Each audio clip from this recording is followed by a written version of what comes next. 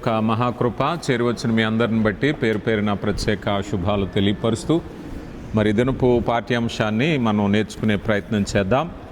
అపోస్తుల కార్యగ్రంథము 20వ అధ్యాయము, అపోస్తుల కార్యగ్రంథము 20వ అధ్యాయము 7వ వచనం నుంచి ఈ విధంగా వ్రాయబడి ఉంది.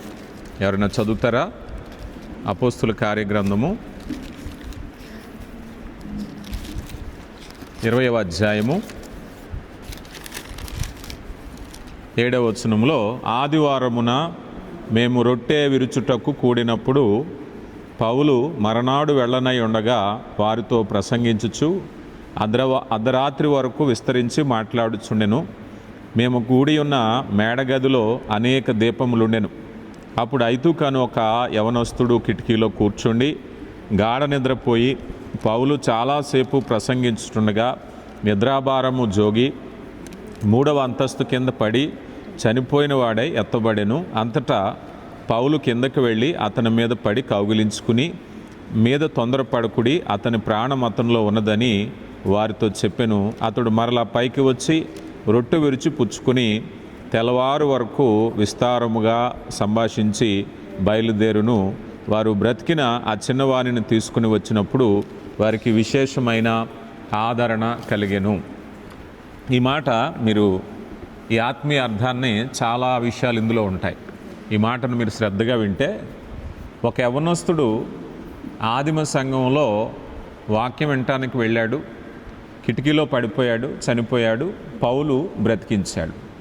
ఈ 3 అంశాలని మనం జాగ్రత్తగా చూస్తే ఆదిమ సంఘములో ప్రమాదవశాత్తు జరిగినటువంటి మొట్టమొదటి మరణంగా చెప్తారు. కొత్త నిబంధన గ్రంథంలో మరణము అనే మాటకి 3 అర్థాలు ఉన్నాయి. మరణం అంటే ఏంటండి? 3 అర్థాలు. మొదటి మరణం భౌతికమైనటువంటి మరణం, భౌతికంగా చనిపోవటం. 2వ మరణము ఆత్మీయ మరణం, దేవుని సహవాసంలో లేకపోవటం. 3వ మరణము నిర్లక్ష్యం కదా. 3వ మరణం ఏమిటాయంటే, కొంతమంది నిర్లక్ష్యమైన వాతావరణంలో ఉంటారు. వాళ్ళు వారి పనిని చాలా నిర్లక్ష్యం చేస్తూ ఉంటారు. మనం బాగా కోపం వచ్చిన వాళ్ళు నీతో పని పెట్టుకుంటే సచినోడితో ఉన్నట్టు ఉంటుంది అంటారు. అవునా కాదా? అంటే స్పందన లేనటువంటి నిర్లక్ష్యమైన వైఖరిని ఇలాగా సూచించడం చూస్తాం. ఇలాగా మనం చూసినప్పుడు ఈ విషయాల్లో కొన్ని ఆత్మీయ సత్యాలు మనం చూస్తే, ఇక్కడ ఎక్కడున్నారయ్యా అన్నట్లయితే 7వ వచనంలో అన్నారు కదా, అర్ధరాత్రి వరకు విస్తరించి మాట్లాడుతూ మేము మేడగదిలో అన్నారు. పైన 9వ వచనం దిగు భాగంలో నిద్రాభారము వలన జోగి 3వ అంతస్తు నుంచి కింద పడి చనిపోయాడు అన్నారు. ఏ అంతస్తు నుంచి పడిపోయాడండి? 3వ అంతస్తు. ఇక్కడ భౌతికంగా 3వ అంతస్తు అనే పదాన్ని మనం లోతుగా ఆలోచన చేస్తే, ఆత్మీయ స్థితిగతుల్లో ఒక్కొక్క అంతస్తు ఉంటుంది. అంటే ఆత్మీయంగా అంతస్తులు దాటి పైకి వెళ్ళటం, ఆత్మీయంగా వృద్ధి చెందటం. అపోస్తుడైన పౌలు త్రోయాలో మరనాడు వెళ్ళనుద్దేశించి వారితో మాట్లాడుతున్నాడు. మాట్లాడేటప్పుడు విస్తరించి మాట్లాడుతున్నారు. పౌలు ఉన్నారు, పౌలుతో పాటు ఎవరెవరు ఉన్నారు అని అంటే సంఘం ఉంది. పౌలు సంఘము ఇప్పుడు ఎక్కడున్నారు? 3వ అంతస్తులో ఉన్నారు. జాగ్రత్తగా ఎక్కడున్నారండి? 3వ అంతస్తులో ఉన్నారు. ఈ మాట మనం జాగ్రత్తగా చూస్తే సంఘం ఎక్కడుండాలి అంటే లెవెల్స్ మారుతూ ఉండాలి. సంఘం ఆత్మీయంగా ఎదగాలి, ప్రార్థనలో ఎదగాలి, వాక్యంలో ఎదగాలి, పరిచర్యలో ఎదగాలి, తగ్గింపులో ఎదగాలి, పాప విషయంలో దూరంగా ఉండటం, మార్పు చెందటం. అలాగా పౌలు గారు మాట్లాడేటప్పుడు ఆ అనుభూతిని ఎలా వర్ణిస్తున్నారంటే, 3వ అంతస్తు భౌతికమైన కట్టడమే, కానీ ఈరోజు మనం కూడా ఉన్నాం. మనకు కూడా ఒక లెవెల్ ఉంటుంది. అవునా కాదా? ఇప్పుడు చదువు పంపిస్తున్నాం పిల్లల్ని. చదువుకు పంపించినప్పుడు ఏం చదువుతున్నాడు పిల్లోడంటే తరగతి మారుతూ ఉండాలి.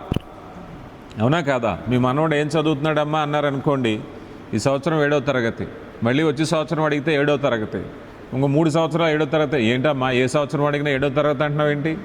లెవెల్ మారట్లేదా? ఆత్మీయ స్థితి కూడా మార్చబడాలి. మనం దేవుని సన్నిధికి వచ్చేటప్పుడు మన స్థాయి అలా అలా మార్చబడాలి. ఆ మార్చబడేటటువంటి స్థితిలోనే కీర్తనాకారుడు ఒక మాట అంటాడు. 61వ సంకీర్తన 2వ చరణంలో ఎక్కలేనంత ఎత్తైకి నన్ను ఎక్కించని ప్రార్థన చేస్తూ ఉంటాడు కదా. ఎత్తైన అనుభవాలు కావాలని కీర్తనాకారుడు దావీదు ప్రార్థన చేస్తున్నాడు. మనం కూడా దేవుని సహవాసంలో వచ్చామా వెళ్ళామా కాదు, అయ్యా నా లెవెల్ మారాలి, ఆత్మీయ స్థితి మారాలి.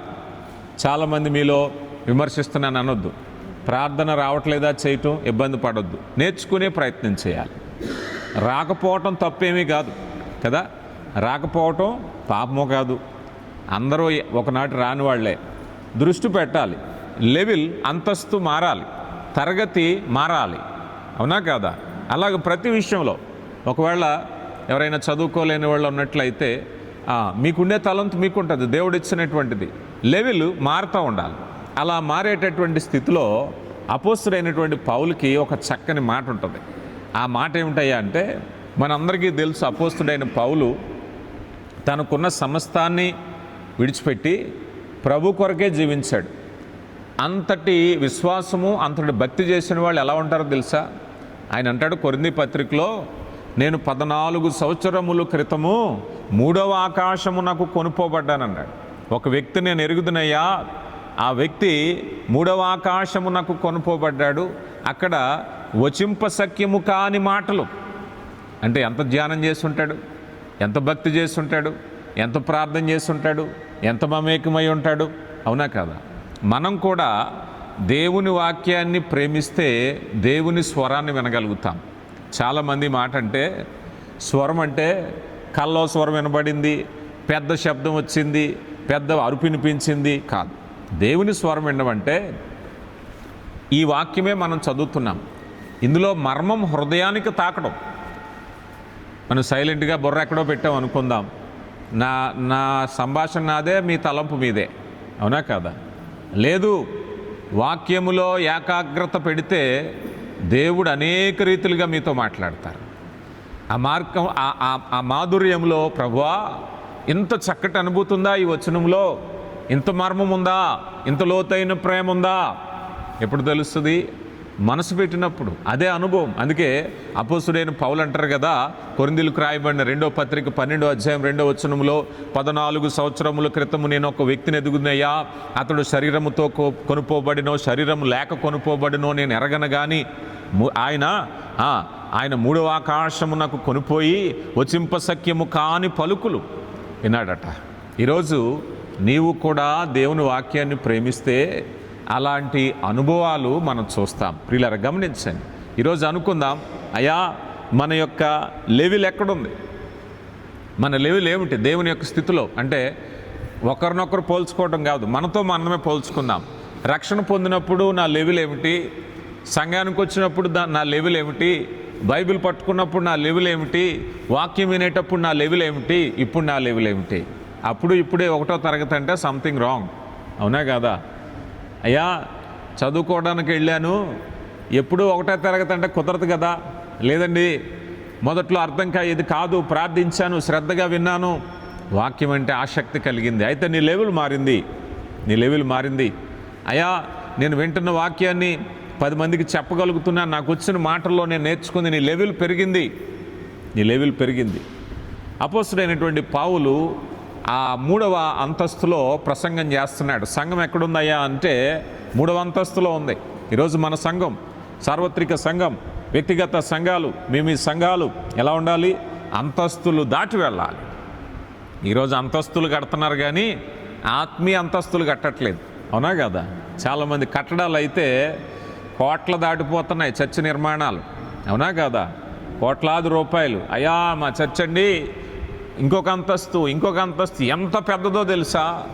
ఆత్మీయంగా ఎంత ఎత్తుగా ఉన్నావు, సంఘము వాక్యములో ఎంత బలంగా ఉంది, ప్రార్థనలో ఎంత బలంగా ఉంది, ఆత్మీయమైనటువంటి స్థితిగతులు ప్రియులారా గమనించండి.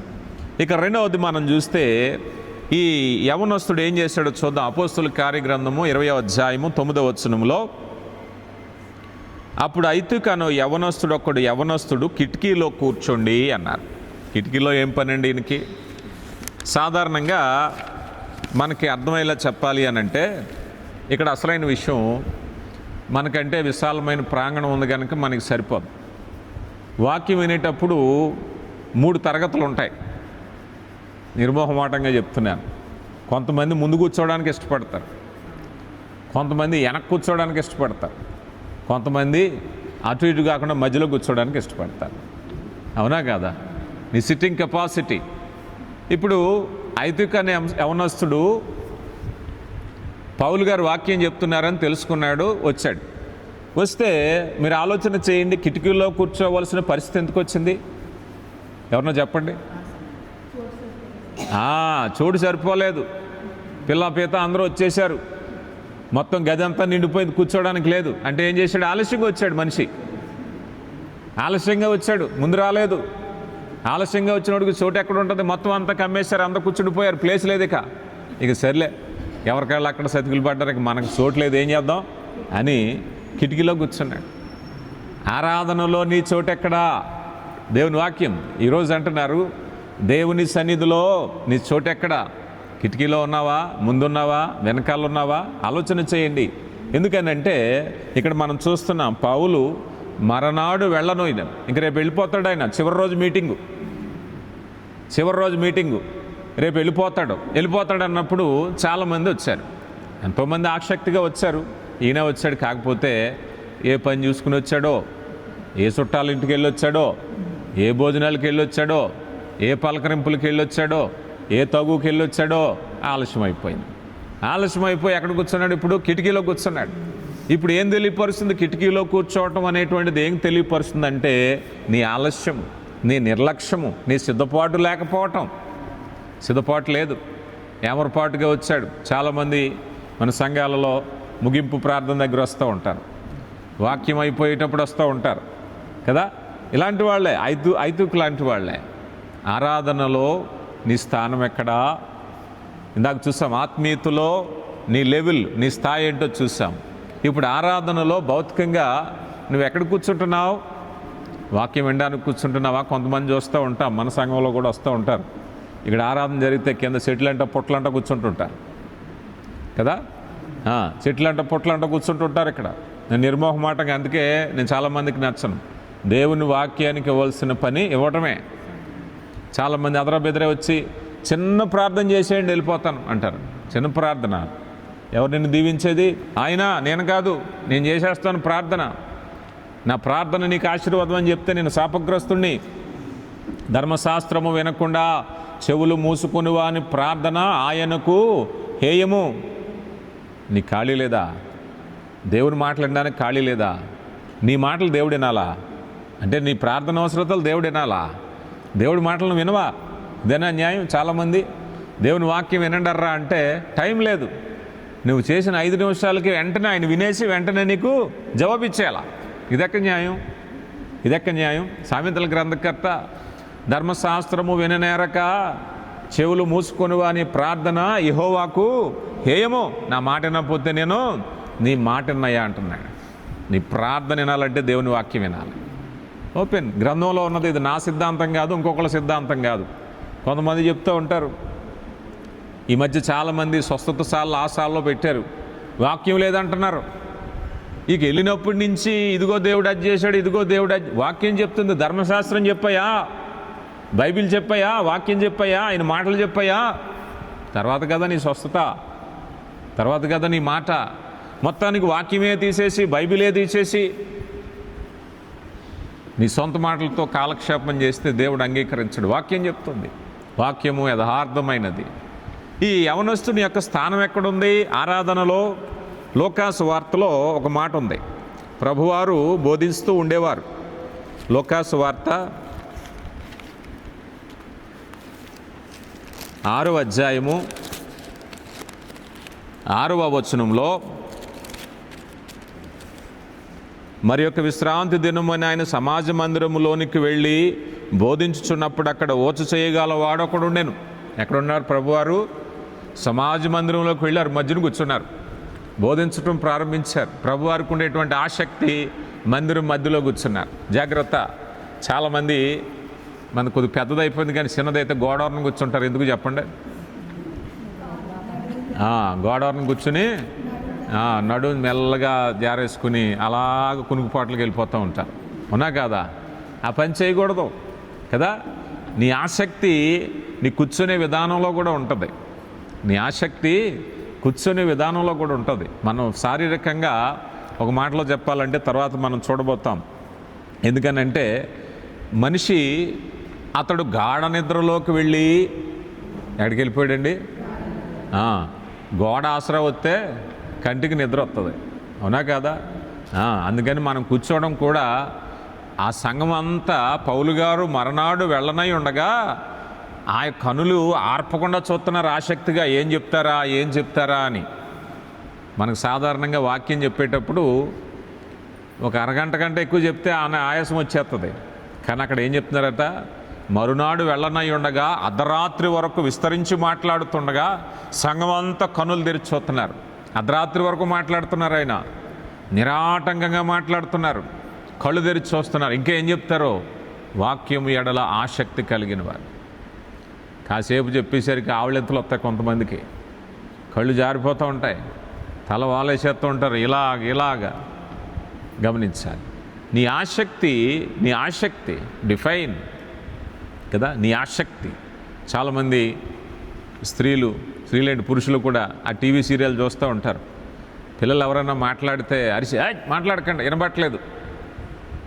అది వినేటప్పుడు చాలా ఆసక్తిగా వింటారు. ఇంక పక్కన డిస్టర్బెన్స్ ఉండకూడదు వీళ్ళకి. అవునా కాదా? ఆసక్తి ఉంటే, మనసుంటే, నీకు వాక్యం వినాలని మనసుంటే నిద్ర రాదు నీకు. Very simple. ఈరోజు నిద్ర ఎందుకు వస్తుంది? ఒక ఆశ్చర్యకరమైన విషయం ఏదన్నా చెప్పారనుకోండి, ఎలా ఉంటుందో చెప్పండి? నిద్ర అంతా ఎగిరిపోద్ది. వాక్యాన్ని అలా చూస్తే దావీదు కీర్తనాకారుడు, అయ్యా ధర్మశాస్త్రములో ఆశ్చర్యకరమైన సంగతులు తెలుసున్నట్లు నా మనోనేత్రాలు తెరవాలే. ధర్మశాస్త్రములో ఆశ్చర్యకరమైన కార్యం అంటే కళ్ళు మూతపడవట. ఇదేముందిలే, ఎప్పుడులాగే ఉంది అనుకుంటే నిద్ర వస్తుంది. ఇతను ఐతుక్ అనే యవనస్తుడు ఏం చేశాడట? మొదటగా అతనులో సిద్ధపాటు లేదు. పౌలు మరనాడు బయలుదేరి వెళ్ళటానికి సిద్ధంగా ఉన్నాడు. సిద్ధంగా ఉన్నప్పుడు 3 రకాలు ఉంటాయి.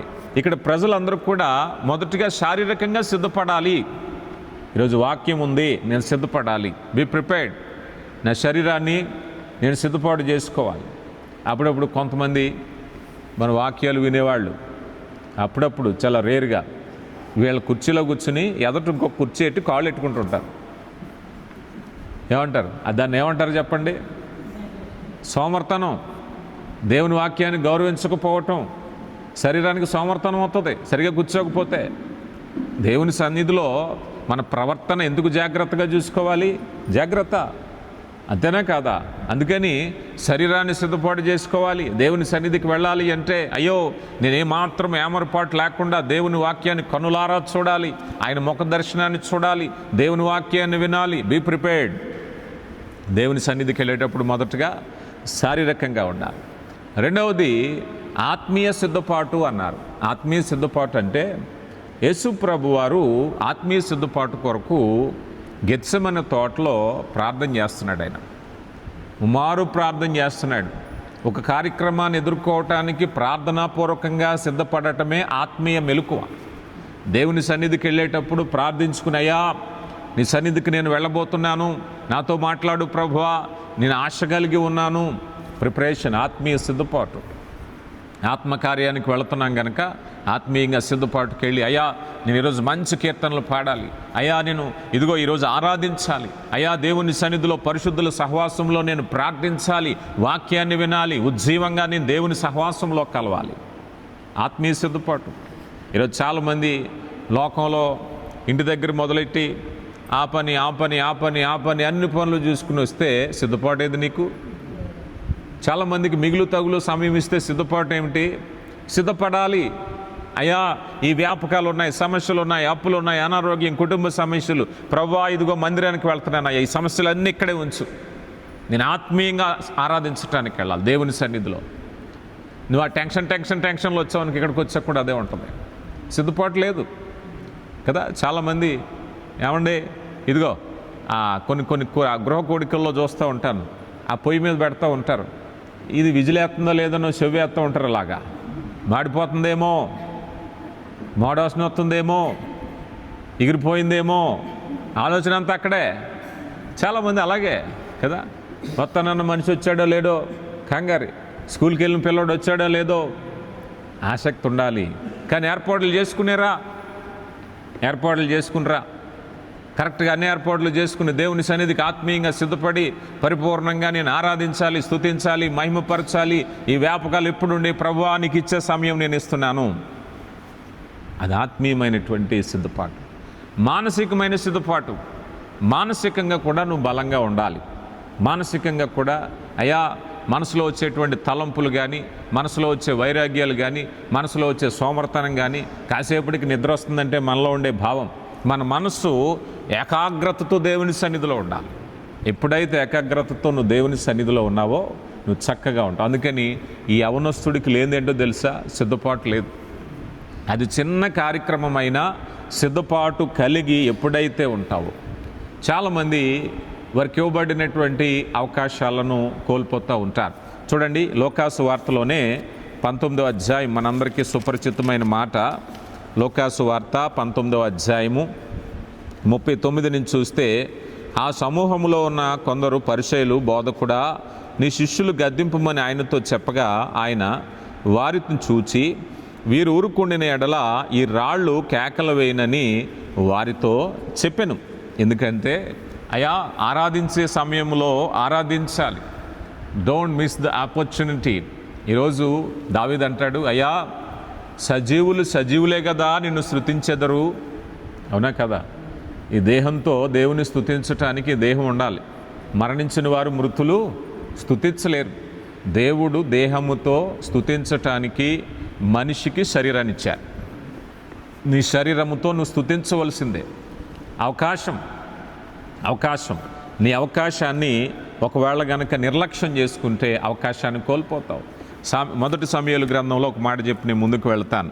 8వ అధ్యాయము 7వ వచనంలో, అందుకు యెహోవా సమూయేలు సెలవిచ్చినదేమనగా, జనులు నీతో చెప్పిన మాటల ప్రకారము జరిగింపుము. వారు నిన్ను విసర్జించలేదు కానీ తమ్మును ఏలకుండా నన్నే విసర్జించి ఉన్నారు. ఏం చేశారండి వీళ్ళు? అవకాశాన్ని కోల్పోవటం. ఈరోజు చాలామంది దేవుని సన్నిధికి వెళ్తూ ఉంటారు, భౌతికంగా వెళ్తూ ఉంటారు. మనుషులు టిప్టాప్గా రెడీ అయ్యి వెళ్తూ ఉంటారు. వెళ్ళామా వచ్చామా, కానీ అవకాశాన్ని సద్వినియోగపరుచుకున్నావా? ఉదాహరణకి మన బంధువులు స్నేహితుల ఇంట్లో మంచి పెళ్లి విందు జరుగుతుంది, వెళ్ళి భోజనం చేయకుండా వచ్చేసాం. ఎలా ఉంటుంది చెప్పండి? వెళ్ళాము, రుచిగల పదార్థాలు, రకరకాల ఐటమ్స్ ఉన్నాయి, గొప్పగా ఉన్నాయి, టేబుల్ అంతా నిండిపోయింది. వెళ్ళామండి, వచ్చేసాం, ఏమీ తినలేదండి. మరి ఆ మాత్రం దానికి ఎందుకు వెళ్తాం? ఎందుకు వెళ్ళాలి? కడుపు నిండా తిని రావాలి. వివాహం కనుక అన్నీ తిని కడుపు నిండా సంతోషించి రావాలి. దేవుని వాక్యం కూడా అంతే. దేవుని సన్నిధికి వెళ్ళామా వచ్చామా కాదు. ఈరోజు చాలామంది సగటు క్రైస్తవుల పని ఎలాగా ఉంది. వెళ్ళామా వచ్చామా, స్తుతించావా, ఆరాధించావా, వాక్యాన్ని విన్నావా, నీ హృదయం నింపబడిందా? జాగ్రత్తగా ఆలోచన చేయండి. ఇలా ఎప్పుడైతే ఈ వ్యక్తి వెళ్ళి ఎక్కడ కూర్చున్నాడు? కిటికీలో కూర్చున్నాడు. కిటికీలో కూర్చుంటే ఇక్కడ మరొకటి చెప్పాలి. కిటికీలో కూర్చుంటాం ఏంటి, దేనికి అర్థం చెప్పండి? కిటికీలో కూర్చున్న వాళ్ళకి ఏం కనపడతాయి చెప్పండి? బయట ఉన్నాయి కనబడతాయి, మందిరంలో అవి కనబడతాయి. ఇప్పుడు లోనికి వచ్చి కూర్చున్నారనుకోండి, వినాలి, లోనికి వచ్చి కూర్చుంటే మందిరంలో విషయాలే కనబడతాయి. కిటికీలో కూర్చున్నాడు అనుకోండి, అటు చూస్తాడు ఇటు చూస్తాడు. అవునా కదా? ఒక చూపు అట్టేస్తాడు, ఒక చూపు ఇట్టేస్తాడు. పుల్లారావు సైకిల్ మీద వెళ్తున్నాడా, బండి మీద వెళ్తున్నాడా, పళ్ళు అమ్మేవాడు వచ్చాడా, కూరగాయలు అమ్మేవాడు వచ్చాడా, బట్టలు అమ్మేవాడు వచ్చాడా, చూసిన వెంటనే ఏమనిపిస్తుంది? ఉదాహరణకు అనుకుందాం, ఎవరో సవగ్గా ఏదో వస్తువులు అమ్ముకుంటా పోయాడు. అరే భలేగా ఉంది రేటు, ఎక్కువ పెట్టాడేంటి, తక్కువ పెట్టాడేంటి, ఈ అబ్బాయి ఇలాగ వెళ్తున్నాడేంటి, ఈ అమ్మాయి ఇలాగ వెళ్తుందేంటి, ఇటే అన్నీ ఇంక ఇయే చూస్తూ ఉంటాడే. దేవుని సన్నిధిలోకి చూడడం. ఒకసారి చూసి ఇలా తిప్పేసరికి చూపు అయితే తిప్పుతాడు కానీ మనసు అయితే తిప్పుతాడా చెప్పండి? అవునా కాదా? ఇప్పుడు మనిషిని ఇలా చూశాడు, ఇలా తిప్పాడు, ఆ మనిషి గురించి ఆలోచించాలి కొంతసేపు. దేవుని సన్నిధికి వచ్చినప్పుడు మనం కూడా ఏం చేయాలంటే, అయా ఇహలోక స్నేహము దేవునితో వైరమని మీరు ఎరగరా? యాకోబు పత్రిక 4వ అధ్యాయంలో చెప్తున్నాడు. కాసేపు లోకాన్ని బయట పెట్టేసేయి. ఈరోజు చాలామంది యవ్వన బిడ్డలు ఒక చేత్తో ఫోను, ఒక చేతి మొబైలు, ఈ బైబిల్ తేవడం మానేశారు. ఏరా అబ్బాయి అంటే మొబైల్లో ఉందంటాడు. ఈ మొబైల్ ఏముంటుంది? బైబిల్ యాప్ ఉంటుంది, ఇంకొక యాప్ ఉంటుంది, వాట్సాప్ ఉంటుంది, ఫేస్బుక్ ఉంటుంది, ఇన్స్టాగ్రామ్ ఉంటుంది, అన్నీ ఉంటాయి. ఇందులోంచి అందులోంచి ఇందులోకి. అందుకే చాలామందికి దేవుని సన్నిధికి వచ్చేటప్పుడు నేను చెప్పేది ఏమిటంటే, బైబిల్ని ఎప్పుడు కూడా మొబైల్లో చూడకండి. మీకంటూ ఒక స్టాండర్డ్ బైబిల్ ఉండాలి. బైబిల్ చూడాలి. ఎక్కడున్నది రాంగ్. బైబిల్లో ఉంది కదా అని చెప్పి దాన్ని యూజ్ చేయొద్దు. చక్కటి గ్రంథం ఇదే ఉపయోగించాలి కదా. ఇక కిటికీలో కూర్చుని బయటకు చూస్తున్నాడు. ఒకసారి అయ్యగారు చెప్పిన 2 మాటలు వింటున్నాడు, మళ్ళీ బయటకు చూస్తున్నాడు. బయటకు చూసేసరికి ఆ ఇరుగమ్మ పొరుగమ్మ కబుర్లన్నీ అంటున్నాడు. ఎవరు వస్తున్నారో ఎవరు వెళ్తున్నాడో చూస్తున్నారు. అవునా కదా? చాలామంది మనకు కూడా ఇదిగో ఎవరు వెళ్తున్నారో ఎవరు వస్తున్నారో మనం ఇక్కడే ఉంటాం. మనసు ఆలోచిస్తూ ఉంటుంది. ఆలోచన చేయండి. దేవుని సన్నిధికి వచ్చాక 2 పడవల మీద కాలేయకూడదట. 2 పడవల మీద కాలేయకూడదు. మనం ప్రకటన గ్రంథం 3వ అధ్యాయంలో లవోదికీయ సంఘం ఉంటుంది. ఆ లవోదికీయ సంఘాన్ని గురించి పరిశుద్ధాత్మ అంటాడు కదా, నువ్వు వెచ్చగానైనా చల్లగానైనా ఉండు మేలు, కానీ నువ్వు వెచ్చగానే లేవు చల్లగానే లేవు, నులివెచ్చగా ఉన్నావు కనుక నా నోట నుంచి నిన్ను ఉమ్ము వేసేదను అంటారు. దేవునికి నచ్చంది నిలువెలుస్తున్న స్థితి. కిటికీలో కూర్చోవడం దేవునికి ఇష్టం లేదట. ఈరోజు కిటికీ అంటే భౌతికంగా చాలామంది ఏ పనికి ఆ పనే, ఒకవైపు మొబైల్, ఒకవైపు మెసేజ్లు, ఒకవైపు కాళ్ళు. ఈ లోపల దేవుని సన్నిధిలో కూర్చున్నాక ఏదో ఇల్లు తగలెట్టినట్టు పారిపోతుంటారు ఫోన్ వచ్చిందని. పక్కకి బయటికి వెళ్ళి మళ్ళీ ఫోన్ చేసుకుని రావటం. కాసేపు నువ్వు ఆపలేవా? కాసేపు మొబైల్ ఆపలేవా? నువ్వు పక్కన పెట్టలేవా? దేవుని సన్నిధిలో నేను పరిపూర్ణంగా ఆరాధించుకోవాలి. అబ్బాయి నాకు ఏ విధమైన మొబైల్ వద్దు, ఇదిగో ఆపేసాను కాసేపు, ఈ దేవునికి ఇచ్చే సమయం, దీన్ని ఎవరు డిస్టర్బ్ చేయడానికి వీల్లేదు. ఖచ్చితంగా లేకపోతే ఈరోజు చాలామంది సంఘం ఎక్కడుందో తెలుసా? కిటికీలో కూర్చుంది. ఈరోజు సంఘం కిటికీలో కూర్చుంది. దేవునికి సమయం కేటాయించక, నీ దృష్టిని నీ హృదయాన్ని కేటాయించక, నువ్వు మందిరంలోనే కూర్చుని నీ ఆలోచనలు వేరు, నీ తలంపులు వేరైతే నువ్వు కిటికీలో కూర్చున్నావు. అవునా కదా? చాలామంది అరే ఆ మిరగాయలు బయట ఆరేసి వచ్చాను, అవి ఉన్నాయో లేకపోతే కాకులు వచ్చి పొడి చేసినాయో, తీసుకుపోయినాయో, ఎగిరిపోయినాయో, బట్టలు ఆరేసాను, లేకపోతే కరెంట్ పోయింది, నేను వచ్చేసరికి కరెంట్ వచ్చిందో లేదో, నేను వచ్చేటప్పుడు ఏదో కట్టడం మర్చిపోయాను, అది కట్టానో లేదో. మనిషి రకరకాల ఆలోచనలు. అవునా కదా? జాగ్రత్త. ఇలాంటి కిటికీలో కూర్చునేటటువంటి అనుభవాల నుంచి బయటకు వచ్చేసేయాలి. ప్రియులారా గమనించండి. ఇలాగ ఎప్పుడైతే ఈ వ్యక్తి ఆ కిటికీలో కూర్చున్నాడో, కిటికీలో కూర్చున్నవాడికి ఏమొస్తుందట? గాఢ నిద్ర వచ్చిందట. ఏమొచ్చింది? జాగ్రత్త గమనించండి. దేవుని వైపు చూసిన వాడికి నిద్ర రాదు, వాక్యం వైపు చూసిన వాడికి నిద్ర రాదు, కిటికీలోని చూసినోడికి నిద్ర వస్తుంది. ఈసారి నిద్రపోయే వాళ్ళు ఎవరైనా సరే ఎవరో కిటికీలోని చూస్తున్నారు. ఎక్కడో ఉన్నాయి ఆలోచనలు, ఎలా చూడట్లేదు, దేవుని వైపు చూడట్లేదు. దేవుని వైపు చూసిన వానికి నిద్ర రాదు, కిటికీలోని చూసినోడికి నిద్ర వస్తుంది. అవునా కదా? కిటికీలో కూర్చున్నాడు, చూస్తున్నాడు, అటో దారి ఇటో దారి, లోకంలో విషయాలు చూస్తున్నాడు. ఏమైంది? గాఢ నిద్ర వచ్చిందట. మామూలు నిద్ర రాలేదు. అవునా కదా? చాలా ప్రమాదం గాఢ నిద్ర వచ్చిన వాళ్ళు. కొంతమంది గొరకెట్టు నిద్రపోతూ ఉంటారు కదా. జాగ్రత్త. అయితే గాఢ నిద్ర వచ్చిందా? ఏమైందంటే వెంటనే ఆ గాఢ నిద్రలోంచి ఆ వ్యక్తి ఏమైపోయాడు? పడిపోయాడట. చూడండి, మనం యేసుప్రభు వారు సిలువకు అప్పగించబడి రాత్రి గెత్సెమనే తోటలో ప్రార్థన చేసుకుని ఒక ముగ్గురిని తీసుకెళ్తారు. పేతురు, యాకోబు, యోహాను. తీసుకెళ్ళి మెలకువగా ఉండి ప్రార్థన చేయడి ముమ్మారు చెప్తాడు. చెప్పారు. ప్రభువారు వెళ్ళారు, ప్రార్థన చేసుకున్నారు. మళ్ళీ వచ్చేసరికి ఏం చేస్తున్నారు? వీళ్ళు నిద్రపోతున్నారు. అలాగ మళ్ళీ వెళ్ళారు, మళ్ళీ వచ్చేసరికి నిద్ర వచ్చేసింది.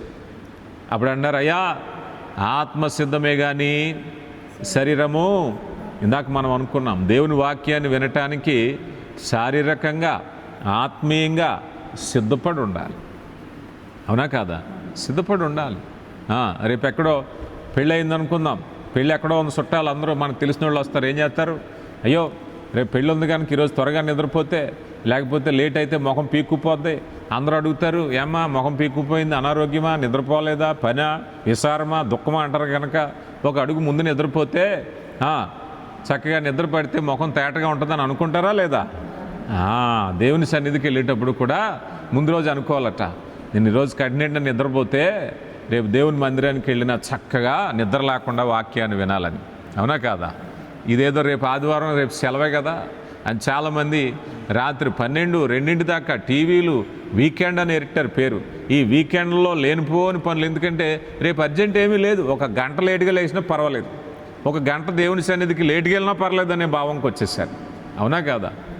చాలామంది వీకెండ్స్లో నేను చూస్తూ ఉంటాను, ఉద్యోగస్తులు, యవనస్తులు వీకెండ్ వచ్చిందంటే ఈ శనివారం పోయి రాత్రి 2, 3 తెల్లవారుజాము దాకా ఆటలే పాటలే. ఎందుకని? అదే సోమవారం మంగళవారం చేయమనండి. ఎవరైనా అంటే అమ్మో రేపు నాకు ఆఫీస్కి వెళ్ళిపోవాలి, రేపు నాకు మీటింగ్ ఉంది, రేపు చాలా ఎర్లీగా వెళ్ళిపోవాలి, నన్ను త్వరగా వదిలేండి, నేను త్వరగా రెస్ట్ తీసుకోవాలి. దేవుని సన్నిధికి ఆ మాట అనలేవా? దేవుని సన్నిధికి అనాలి కదా, అయ్యా రేపు 8 గంటలకి నేను ఆరాధనకి వెళ్ళాలి, నేను త్వరగా నిద్రపోవాలి. ఈరోజు చాలామందికి ఆ విధమైన అవగాహన లేదు. ఈ యవనస్తుడు ఏం చేశాడంటే గాఢ నిద్రలోకి వెళ్ళిపోయాడట. గాఢ నిద్రలోకి వెళ్తే అపవాది ఊరుకుంటుందా? ఒక్క తోపు దోసేసింది పైనుంచి కిందకి. అవునా కాదు? ఈరోజు చాలామంది దేవుని వాక్యంలో నిర్లక్ష్యం చేసిన వారు ఆత్మీయ మరణం అంటారు దీన్నే. ఆత్మీయ మరణం. దేవుని వాక్యాన్ని విననటువంటి వారు, దేవుని చిత్తాన్ని ఎరగనటువంటి వారు ఆత్మీయ మరణం. అందుకే ప్రకటన గ్రంథంలో నీవు జీవించున్నావన్న మాటే కానీ నీవు మృతుడివే. చాలామంది నైవేద్య నష్టి అంటారు కదా, మనిషి చూడటానికి చాలా విగ్రహ పుష్టి, ఏదో వింటున్నారు అనుకుంటాం కళ్ళు అప్పగిచ్చి. వాళ్ళ కళ్ళు అప్పగిచ్చి ఇక్కడే చూస్తారు, మనసు ఎక్కడో ఉంటుంది. అవునా కదా? జాగ్రత్త. దేవుని సన్నిధిలో హృదయాలను పరిశీలించేటటువంటి దేవుడు ఆసక్తిగా మనం చూస్తూ ఉన్నారు. అయితే ఇక్కడ మనం చూసినట్లయితే దేవుని వాక్య విషయంలో మనం ఎలా ఉండాలి? ఈ మాటను మనం చూస్తే నీతి కొరకు ఆకలి దప్పులు గలవారు ధన్యులు. ఏమన్నారు చెప్పండి? దేవుని వాక్యాన్ని విన్నవాళ్ళు ధన్యులని సింపుల్గా అనట్లేదు. నీతి కొరకు ఆకలి దప్పులు కలిగిన వారు. అవునా కాదా? కొన్ని మనకి ఆసక్తికరమైన విషయాలు ఉన్నాయనుకోండి, చాలామందికి మనసు ఎక్కువ సంతోషమైన నిద్ర తేలిపోద్దట. అవునా కాదా? మనసుకి ఎక్కువ సంతోషం వచ్చినా నిద్ర తేలిపోద్ది. జాగ్రత్త. బాధ వచ్చినా సంతోషం వచ్చినా కూడా. అయితే నేను నిద్ర తేలిపోవాలంటే దేవుని వాక్యం, రేపు వచ్చే వారం నుంచి మీరు అలా వస్తారని నేను అనుకుంటున్నాను. ఆసక్తిగా నిద్ర తేలిపోవాలి. దేవుని సన్నిధికి వెళ్తే ఏ వాక్యాన్ని వినాలో, ప్రభు నాతో ఏం మాట్లాడతారో ఆసక్తిగా వచ్చారనుకోండి, నిద్ర రాదిక. ప్రతి మాట వినాలి, ఆసక్తికరమైన మాటలు. దాని కొరకు గ్రంథం ఏం చెప్తుందంటే నీతి కొరకు ఆకలి దప్పులు కలిగిన వారు ధన్యులు. చూడండి, అపోస్తుల కార్యగ్రంథము 6వ అధ్యాయము 2వ వచనాన్ని మనం చూస్తే 6వ అధ్యాయం 2వ వచనంలో, అప్పుడు 12 అపోస్తులు తమ యొద్దకు శిష్యులను సమూహంను పిలిచి, మేము దేవుని వాక్యమును బోధించుట మాని ఏం చేయాలటండి? వీళ్ళు దేవుని వాక్యాన్ని బోధించాలి. ఇదిగో మేము దేవుని వాక్యాన్ని బోధించాలి, ఆ దేవుని వాక్యాన్ని పంచాలి. ఎందుకనంటే ఈరోజు మనిషికి ఏం కావాలి అంటే ఆత్మీయంగా బలపడడానికి వాక్యం కావాలి. జీవాహారమును నేనే, ప్రభువారు చెప్తున్నారు. ఏమాటండి? జీవాహారమును నేనే. శిష్యులు అంటున్నారు, చుట్టుపక్కల వాళ్ళు అంటున్నారు వెళ్ళి ప్రభు దగ్గరికి, ప్రభువా ఇదిగో పరలోకము నుంచి మా పితరులకు మన్నానిచ్చారే మోషే కాలంలో, ఆ అద్భుతం ఏంటో మాకు చేయండి. మేము పనిపాట్లకు వెళ్లకుండా, డ్యూటీలకు వెళ్లకుండా ఇంట్లో కూర్చుని కడుపు నిండా తినడానికి బాగుంటుందంటే ప్రభువారు అన్నారు, అయ్యా నేనిచ్చు జీవము నిత్య జీవం ఇచ్చేది, నేనిచ్చే ఆహారము నిత్య జీవం ఇచ్చేది. సమరయ స్త్రీకి బావి దగ్గర ఉన్న స్త్రీతో అంటున్నారమ్మా, నేనిచ్చు నీళ్లు తాగువాడు మరలా దప్పుకొనడంటే ఇదేదో బాగుందే, రోజు రావటం, ఆ నూతిలో చేదేయటం, తోడుకోవటం, నెత్తి మీద పెట్టుకుని తీసుకెళ్ళటం, ఈ కర్మంతా ఎందుకు? ఇదేదో చెప్తున్నాడైనా. ఇది భౌతికమైనది కాదమ్మా, ఆత్మీయ దాహము తీర్చగలిగినటువంటిది. ఈరోజు చాలామంది ఆ దప్పిక లేకపోవటమే సమస్య. ఆత్మీయంగా చాలామంది అంటూ ఉంటారు, యవన బిడ్డలు వచ్చి, అయ్యా నేను ఆత్మీయంగా బలపడాలి, ప్రార్థన చేయండి. నో, ఆత్మీయంగా బలపడడానికి ప్రార్థన కాదు, నిర్మోహమాటంగా ప్రార్థన చేసే పని ప్రార్థనే, వాక్యం చేసే పని వాక్యమే. ఇది చాలామంది మిక్స్ చేసుకుంటారు. ఉదాహరణకు మీకు చెప్తాను. ఒక వ్యక్తి డాక్టర్ గారి దగ్గరికి వెళ్ళి, డాక్టర్ గారు నేను బలంగా ఉండాలి అన్నారనుకోండి. డాక్టర్ గారు ఏం చెప్తారు? బాబు మంచి ఆహారం తిను, మాంసాహారం తిను, గుడ్లు తిను, చేపలు తిను, ఇంకొకటి ఏదో తినని చెప్తారు. అవునా కాదా? పాలు తాగాను. అబ్బాబ్బే లేదండి, నేను ఏమి తినగానే లావు అయిపోవాలి, బలం అయిపోవాలి అన్నారు. అలాంటిది ఏమైనా ఉంటే చూడండి, ఏదైనా చిన్న ఆపరేషన్ ఉంటే చేసి పడండి. అసలు తిండి లేకుండా మంచి బలంగా ఉండాలి, ఏ డాక్టర్నా చేస్తాడా? అవునా కాదా? నువ్వు బలంగా ఉండాలంటే తినాలి, వాక్యం చెప్పేది అదే. నువ్వు బలంగా ఉండాలంటే వాక్యంలో ఉండాలి. ఆత్మీయమైన బలానికి గల కారణం ఏమిటాయంటే వాక్యమే. ఇది ఆత్మీయ ఆహారం, ఇది జీవాహారం. జీవాహారమును నేనే ప్రభువారు డిక్లేర్ చేశారు. ఇది తినకుండా నీలో జీవం ఎక్కడొస్తుంది? ఇర్మియా గ్రంథం అంటట, అంతటా దేవుని వాక్యము నాకు దొరకగా నేను భుజించి తిని అంటాడు. నువ్వు భుజించాలి. వాక్యాన్ని స్వీకరించకుండా ఆత్మీయంగా ఎవరో బలపడరు. అవునా కాదా? అందుకే అంటున్నాను, ఎవరైనా వచ్చే యవనస్తులు, అయ్యా నేను ఆత్మీయంగా ఎదగాలి, ప్రార్థన చేయండి. రైట్, ప్రార్థన చేస్తాను. ఎంత సమయాన్ని నువ్వు కేటాయించగలవు వాక్యానికి? అవునా కాదా? మీరే ఉన్నారు, పిల్లలు బలంగా ఉండాలి అని అంటే ఏం చేయాలి? బలమైన ఆహారం మీరు పెట్టాలి, వాళ్ళు తినాలి. తినకుండా బలంగా ఉంటారా? అవదు. అందుకని వాక్యం కోసం అంటున్నారు, ఇదిగో నీతి కొరకు ఆకలి దప్పులు కలిగిన వారు. అందుకే మన పేతురు గారు రాసిన మొదటి పత్రిక 2వ అధ్యాయం 2వ వచనంలో కూడా వాక్యాన్ని పాలతో పోల్చారు. ఏమిటండి ఇది? పాలు ఎవరికి? సాధారణంగా మన సొసైటీల్లో పాలు తాగడం అంటే జ్వరం వచ్చిన వాళ్ళకి ఇస్తారు. అవునా కదా? ఎందుకని? త్వరగా అరుగుదల, త్వరగా శక్తినిస్తుంది. పిల్లలకైతే ఎదుగుదల ఉంటుంది. అందుకని పాలు విలువైన ఆహారం. దేవుని వాక్యం కూడా అంతే. నువ్వు ఎదగాల, ఇందాక అనుకున్నాం, నీ లెవెల్, నీ అంతస్తు పెరగాలి అంటే వాక్యంలో ఉండాలి. వాక్యాన్ని ఎప్పుడైతే నువ్వు గైకొంటావో నువ్వు బలపడతావు, నీ లెవెల్ అనేది పెరుగుతుంది. ఇక రెండవదిగా మనం చూసినట్లయితే దేవుని వాక్యము అనేటువంటిది మనం చూసినప్పుడు దేవుని వాక్యము కలిగిన పరిశుద్ధుల సహవాసంగా ఉండాలి. ఈ మనిషి ఎక్కడికి వెళ్ళి కూర్చున్నాడు? కిటికీలో పోయాడు, వేరైపోయాడు. పాటలు పాడేవాళ్ళతో లేడు, ఆరాధన చేసేవాళ్ళతో లేడు. ఈరోజు దేవుని సన్నిధికి వచ్చి చాలామంది దేవుని సన్నిధికి వస్తారు, బయట ఎక్కడో బెంచ్ మీద కూర్చుంటాడు, బయట ఎక్కడో చెట్టు మీద కూర్చుంటాడు. ఎరా బాబు అంటే మైకులో వినబడుతుంది కదండి, అది వింటున్నాను అంటాడు కదా. నువ్వు ఎక్కడ చేరాలి? పరిశుద్ధుల సహవాసంలో చేరాలి, ఆత్మీయతలో చేరాలి, గుంపులో చేరాలి. చాలామంది గుంపులో చేరట్లేదు. మా లెవెల్ వేరంటారు, పైన తిరుగుతుంటారు. నువ్వు దేవుని సన్నిధికి ఎప్పుడైతే వచ్చావో దేవుని సన్నిధిలో నువ్వు కలిసి ఆరాధన చేయాలి. ఇక మూడవదిగా మనం చూసినట్లయితే దేవుని సన్నిధిని మనసారా చూడాలట, దేవుని సన్నిధిని అనుభవించాలి. ఈరోజు యూట్యూబ్లో వాక్యం ఉంది, సోషల్ మీడియాలో వాక్యం ఉంది, టీవీలో వాక్యం ఉంది. దేవుని సన్నిధికి ఎందుకు రావాలి? దేవుని సన్నిధిని అనుభవించాలి. చాలామంది నేను రావట్లేదులండి, నేను టీవీలో చూస్తున్నాను, నేను రావట్లేదులండి, రేడియోలో వింటున్నాను. No chance. అలా చేయటానికి వీల్లేదు. దేవుని సన్నిధిని చూసే జాబితాలో దేవుని సన్నిధిలో నువ్వు నిలబడాల్సిందే. దేవుని ఆజ్ఞది. హెబ్రీయులకు రాయబడిన పత్రిక 10వ అధ్యాయంలో సమాజముగా కూడుట మానక దేవుడు చెప్తున్నాడు. పరిశుద్ధ ఆత్మ దేవుడు. సమాజంగా కూడవలసిందే. డిజిటల్ చర్చలు వచ్చేసినాయి, ఆన్లైన్ చర్చలు వచ్చేసినాయి. సమాజముగా కూడుట మానుదయ, సమాజంగా కూడవలసిందే. ప్రియులారా గమనించండి. ఇక తర్వాత మనం చూసినట్లయితే చివరిగా ఆ యవనస్తుడు పడి చనిపోయాడు. పాపములో ఉన్నవాడు, దేవుని వాక్యం దూరమైన వాడు, అపవాది గర్జించు సింహము వలె పడిపోయిన వెంటనే వాళ్ళు వెళ్ళారు.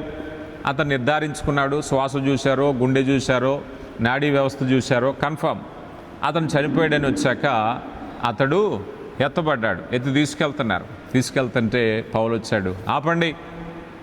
ఆపండి. ఆపి పౌలు వెళ్ళాడు. అతను ఏం చేశాడట? అతనిని కౌగిలించుకున్నాడు.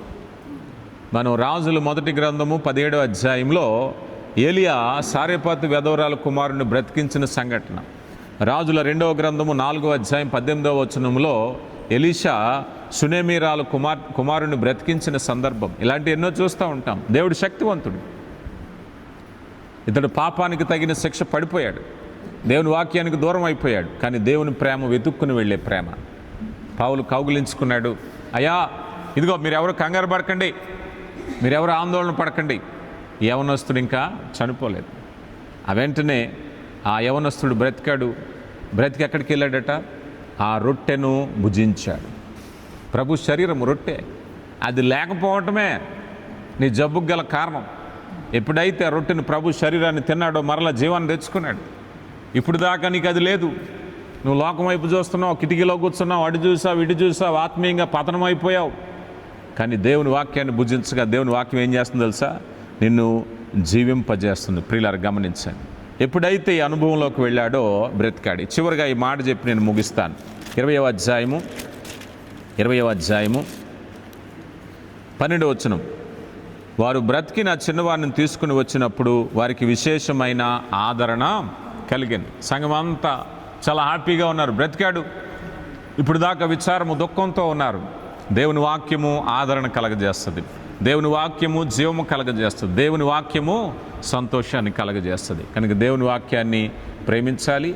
దేవుని సన్నిధిలో మరి యథార్థమైన ప్రవర్తన కలిగి ఉండాలి. ఏమాత్రము నిర్లక్ష్యముగా ఉండకూడదు. దేవునికి నీ సమయాన్ని ఇవ్వాలి, నీ హృదయాన్ని ఇవ్వాలి, నీ సత్ప్రవర్తన ఇవ్వాలి. దేవుని వాక్యంతో నింపబడాలి. దేవుడు మిమ్మల్ని దీవించునుగాక.